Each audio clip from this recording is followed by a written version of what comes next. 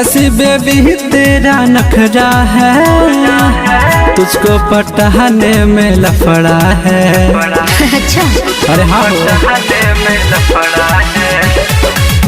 ऐसी बेबी तेरा नखरा है, तुझको पटाने में लफड़ा है।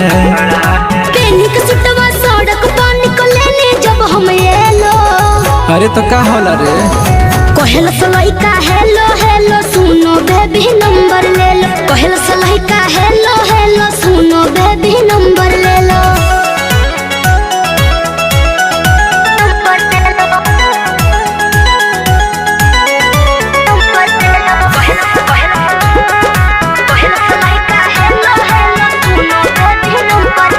मेरे नाम के टैटू लड़के करवाते हैं गांव शहर के। तेरे तरफ कोई देखे नहीं, तुझ पे अखियां से के नहीं।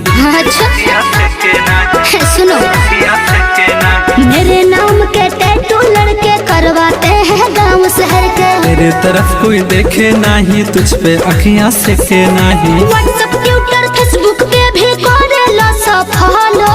अच्छा ये बात बा। कहल सलाई का हेलो हेलो सुनो बेबी नंबर ले लो। कहल सलाई का हेलो हेलो सुनो बेबी नंबर ले लो।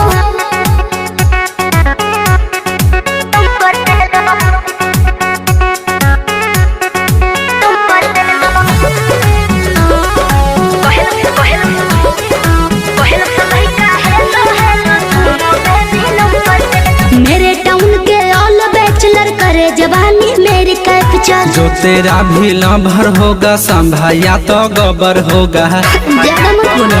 काहे रे हाँ हाँ मेरे टाउन के ऑल बैचलर करे जवानी मेरी कैप्चर। जो तेरा भी लाभर होगा संभाया तो गबर होगा। के बिहारी राज दीवाना तुम भी मेरा हो लो। का हो कितना का बनाएगो।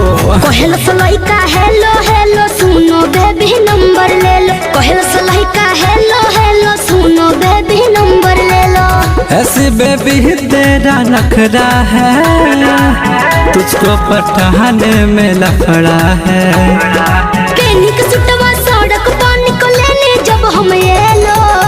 अरे तो का होला रे कहल सलाई का हेलो हेलो सुनो बेबी नंबर ले लो। कहल सलाई का हेलो हेलो सुनो बेबी नंबर ले लो।